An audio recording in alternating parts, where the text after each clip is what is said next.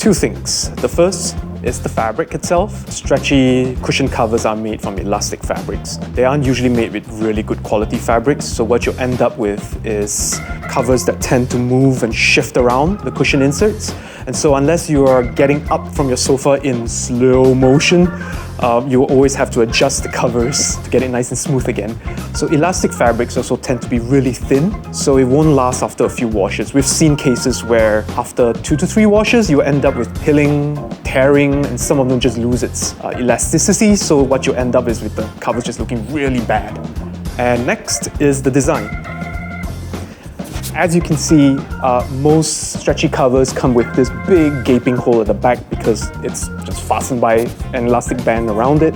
Great for seat cushions, I guess, because it's hidden this way. But when you try installing this over back cushions, especially if you have a backrest that's a little lower, this gaping hole here is really obvious. So not really great for single use. You also have these weird bunches here. We call them radial bunching. Depending on how they're angled, they look like a ray of sunshine, but this ain't no ray of sunshine. It's pretty ugly. We think it's cheap and not well put together. Ugh.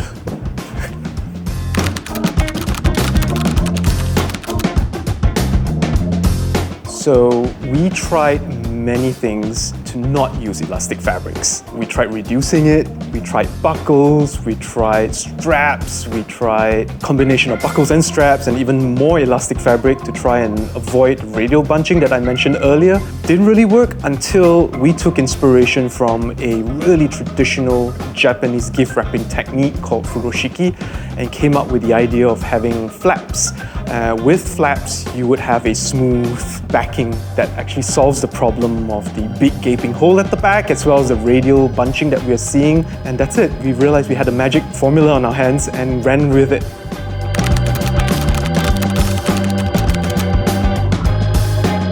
Yeah, it was something really simple. When we first designed the covers with the flaps and the straps, we noticed that people were struggling for which to do first, like which flap to fold first, which strap to pull first. We didn't think it was a problem because we thought the design was self-explanatory, but turns out it's not. People were struggling with deciding which way is up and which way is down. So the solution ended up being just putting numbered tags on them. So you could just follow the tags 1, 2, 3, 4, or 5, and there you go. You could just install them based on those numbers.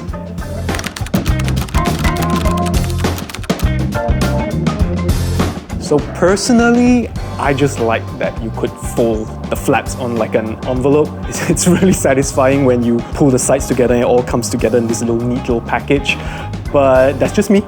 I think most people would agree that the cross straps are the ones that are totally unexpected for a universal cover like this.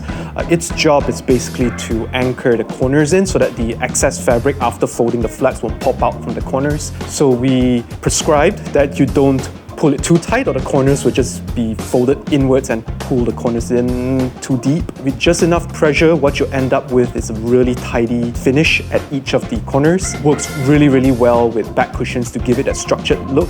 You don't see that with elastic covers because you don't have this ability to anchor the corners. So what you get with elastic covers is blobs as the end result. We don't want blobs. We want it nice and square.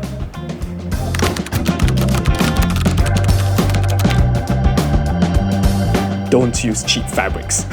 So FlexiFit is actually made from upholstery grade fabrics. We've handpicked it to be the balance of softness, the balance of durability. We didn't want it to be too warm or too hot, too cool as well to the touch. And we chose colors that would fit into most people's homes. They're generally just very friendly, neutral colors that you could adopt easily to your couches. And finally, the installation method itself. We didn't want it to be too difficult, but at the same time, we want it to be adjustable as well to suit the sizes and of cushions that people have at home.